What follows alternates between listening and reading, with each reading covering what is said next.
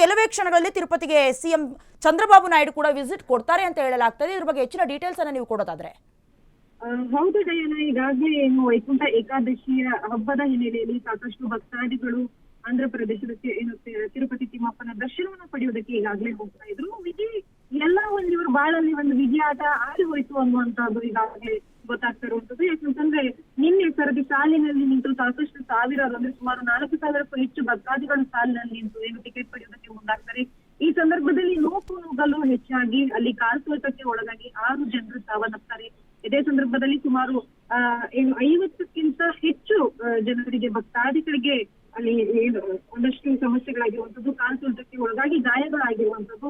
ಈಗಾಗಲೇ ಈ ಪ್ರಕರಣ ಈಗಾಗಲೇ ಏನು ಬೆಳಕಿಗೆ ಬಂದ ತಕ್ಷಣ ದೇಶದ ಪ್ರಧಾನಮಂತ್ರಿ ಆಗಿರುವಂತಹ ನರೇಂದ್ರ ಮೋದಿ ಅವರು ಕೂಡ ಈಗಾಗಲೇ ಸಂತಾಪವನ್ನು ಸೂಚಿಸಿದ್ದಾರೆ. ಇದರ ಜೊತೆಗೆ ಒಂದಷ್ಟು ಬೇಸರವನ್ನು ಕೂಡ ಈಗಾಗಲೇ ವ್ಯಕ್ತಪಡಿಸಿದ್ದಾರೆ.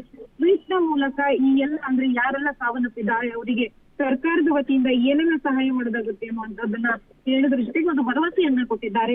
ಅದ್ರ ಜೊತೆಗೆ ಟಿಟಿಡಿ ಕೂಡ ಇದರಲ್ಲಿ ನಿರ್ಲಕ್ಷ್ಯ ಇದೆ ಅನ್ನುವಂಥದ್ದು ಕೂಡ ಸಂಪೂರ್ಣವಾಗಿ ಎದ್ದು ಕಾಣ್ತಾ ಇದೆ. ಯಾಕಂತಂದ್ರೆ ನಿನ್ನೆ ಅಂದ್ರೆ ಇವತ್ತು ಬೆಳಿಗ್ಗೆ ಟಿಕೆಟ್ ಕೊಡ್ಬೇಕಾಗಿತ್ತು, ಆದ್ರೆ ಅದಕ್ಕೂ ಮುಂಚಿತವಾಗಿ ಅವರು ನಿನ್ನೆ ಟಿಕೆಟ್ ಕೊಡೋದಕ್ಕೆ ಮುಂದಾಗಿರುವಂತದ್ದು ಇದು ನಿರ್ಲಕ್ಷ್ಯಕ್ಕೆ ಕಾರಣ. ಯಾಕಂತಂದ್ರೆ ಮುನ್ನೆಚ್ಚರಿಕಾ ಕ್ರಮಗಳನ್ನ ಇಲ್ಲಿ ಕೈಗೊಂಡಿಲ್ಲ ಅನ್ನುವಂಥದ್ದು ಕೂಡ ಕಂಡು ಬರ್ತಾ ಇರುವಂತದ್ದು. ಇದ್ರ ಜೊತೆಗೆ ಸಾವನ್ನಪ್ಪಿರುವ ಸಂಖ್ಯೆ 6ಕ್ಕಿರೋದು ಹೆಚ್ಚಾಗುವಂತಹ ಸಾಧ್ಯತೆ ಕೂಡ ಈಗಾಗಲೇ ಇದೆ.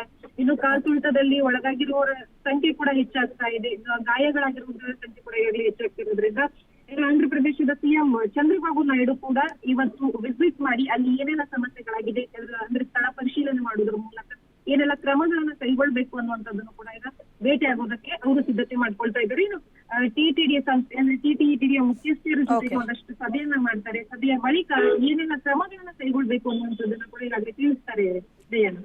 ಎಸ್ ಲಕ್ಷ್ಮಿ, ಜೊತೆಗೆ ಈ ಘಟನೆಯನ್ನ ನೋಡಿದ್ರೆ ಲೂಟಿ ಆದ್ಮೇಲೆ ಕೋಟೆ ಬಾಗ್ಲು ಹಾಕಿದ್ರು ಅನ್ನುವಂಥ ಮಾತು ನೆನಪಾಗತ್ತೆ. ಯಾಕಂದ್ರೆ ದುರಂತ ನಡೆದೋಗಿದೆ. ಈಗ ಸಿಎಂ ಚಂದ್ರಬಾಬು ನಾಯ್ಡು ಅವರು ಕೂಡ ಟಿಟಿಡಿ ಜೊತೆ ಅದರಲ್ಲೂ ಮುಖ್ಯಸ್ಥರ ಜೊತೆ ಸಭೆ ನಡೆಸಿದ್ದಾರೆ ಅಂತ ಹೇಳಲಾಗ್ತಾ ಇದೆ. ಇವತ್ತು ವಿಸಿಟ್ ಬೇರೆ ಕೊಡ್ತಾರೆ. ಏನೇನು ಆ ಸಭೆಯಲ್ಲಿ ಕೆಲವೊಂದು ಮಾಹಿತಿಗಳನ್ನು ಏನ್ ಕೊಟ್ರು ಅಂತ? ಹೌದು ಡಯಾನ, ಈಗಾಗ್ಲೇ ಏನಂತಂದ್ರೆ ಯಾವುದೇ ಒಂದು ಅಂದ್ರೆ ಲಕ್ಷಾಂತರ ಜನರು ಬರುವಂತಹ ತಿರುಪತಿ ತಿಮ್ಮಪ್ಪನ ದರ್ಶನ ಪಡೆಯೋದಕ್ಕೆ ಲಕ್ಷಾಂತರ ಜನರು ಬರ್ತಾರೆ. ಬರೋದಕ್ಕಿಂತಲೂ ಮುಂಚೆ ಸಾಕಷ್ಟು ಕ್ರಮಗಳನ್ನ ಕೈಗೊಳ್ಬೇಕಾಗಿರುವಂತಹದ್ದು ಎಲ್ಲ ಇದು ನಿರ್ಲಕ್ಷ್ಯ ವಹಿಸಿದೆ. ಯಾವುದು ಟಿಟಿಡಿ ಸಂಸ್ಥೆಗೆ ಇದ್ರ ಕಡೆ ನಿರ್ಲಕ್ಷ್ಯ ವಹಿಸಿರೋದೇ ಮೂಲ ಕಾರಣ ಅನ್ನುವಂಥದ್ದು ಇಲ್ಲಿಗೆ ಎದ್ದು ಕಾಣ್ತಾ ಇದೆ.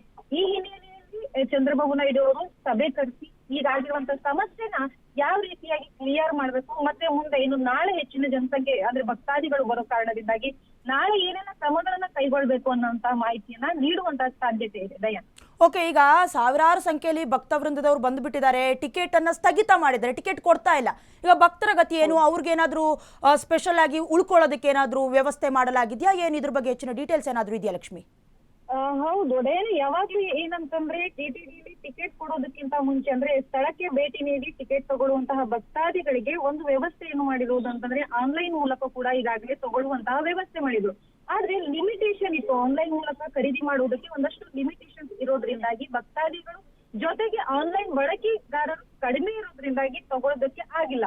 ಈ ನಿಟ್ಟಿನಲ್ಲಿ ಅಲ್ಲಿಯೇ ಸ್ಥಳಕ್ಕೆ ಹೋಗಿ ಟಿಕೆಟ್ ತೊಗೊಳ್ಳುವುದಕ್ಕೆ ಭಕ್ತಾದಿಗಳು ಮುಂದಾಗಿರುವಂತದ್ದು. ಸದ್ಯದ ಪರಿಸ್ಥಿತಿಗೆ ಅವರು ಸ್ಥಗಿತಗೊಳಿಸಿರೋದು ಕಾರಣ ಅಂತಂದ್ರೆ ಈಗಾಗಿರುವಂತಹ ಘಟನೆಗೆ ಒಂದು ರೀತಿಯಲ್ಲಿ ಮುಕ್ತಿ ನೀಡುವುದಕ್ಕೆ ಸದ್ಯಕ್ಕೆ ನಿಲ್ಸಿರುವಂತಹದ್ದು.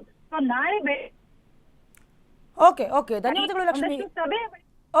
ಧನ್ಯವಾದಗಳು ಲಕ್ಷ್ಮಿ ಹೆಚ್ಚಿನ ಡೀಟೇಲ್ಸ್ಗೆ. ಅಂದ್ರೆ ಆನ್ಲೈನ್ ಮೂಲಕ ಕೂಡ ಟಿಕೆಟ್ ಅನ್ನ ತೆಗೆದುಕೊಳ್ಬಹುದು ಅಂತ ಗೊತ್ತಿದ್ರು ಕೂಡ ಹಲವಾರು ಭಕ್ತ ವೃಂದದವರು ಕ್ಯೂನಲ್ಲಿ ಸರತಿ ಸಾಲಿನಲ್ಲಿ ನಿಂತ್ಕೊಂಡು ಟಿಕೆಟ್ ತಗೊಳ್ಳೋದು ಮೊದಲಿನಿಂದಲೂ ಕೂಡ ನಡೆದು ಬಂದಂತಹ ಒಂದು ಪದ್ಧತಿ. ಅದೇ ರೀತಿ ಉಪವಾಸದಿಂದ ಶ್ರೀಮನ್ ನಾರಾಯಣನನ್ನ ದರ್ಶನವನ್ನ ಪಡ್ಕೊಳ್ಬೇಕು ಅನ್ನುವಂಥ ಕಾತುರದಿಂದ ಕಾಯ್ತಾ ಇದ್ರು. ಅದು ಕೂಡ ಉತ್ತರ ಭಾಗದಿಂದ ಏನು ದರ್ಶನವನ್ನ ಕೂಡ ಕಲ್ಪಿಸಲಾಗತ್ತೆ ಅಂತ ಟಿಟಿಡಿ ಹೇಳಿದ ಮೇಲೆ ಭಕ್ತರು ಕೂಡ ಕಾತುರದಿಂದ ಕಾಯ್ತಾ ಇದ್ರು. ಆದರೆ ಅಲ್ಲಿ ನಡೆದಂತಹ ಒಂದೇ ಒಂದು ಅಚಾತುರ್ಯ, ಆ ಮಹಿಳೆ ಆಯ ತಪ್ಪಿ ಬೀಳದೆ ಇದ್ದಂತಹ ಪಕ್ಷದಲ್ಲಿ, ಗೇಟ್ ಓಪನ್ ಮಾಡದೇ ಇದ್ದಂತಹ ಪಕ್ಷದಲ್ಲಿ ಈ ಘಟನೆ ನಡೀತಾ ಇರಲಿಲ್ಲ. ಹಾಗೆಯೇ ಭಕ್ತರದು ಕೂಡ ತಪ್ಪಿಲ್ಲ, ಅವರು ಕಾದು ಕಾದು ಸಾಕಾಗಿರುತ್ತೆ. ಅಂತಹ ಸಮಯದಲ್ಲಿ ಮೊದಲೇ ಈ ಆಡಳಿತ ವರ್ಗದವರು ಅಥವಾ ಸರ್ಕಾರ ಮೊದಲೇ ಕ್ರಮವನ್ನು ಕೈಗೊಂಡಿದ್ದರೆ ಇನ್ನೂ ಚೆನ್ನಾಗಿರ್ತಾ ಇತ್ತು. ಒಟ್ಟಾರೆಯಾಗಿ ಈಗ ವೈಕುಂಠ ಏಕಾದಶಿಗೆ ಮುನ್ನವೇ ಘನಘೋರ ಮಹಾದುರಂತವೇ ನಡೆದೋಗಿದೆ ಅಂತ ಹೇಳಬಹುದು.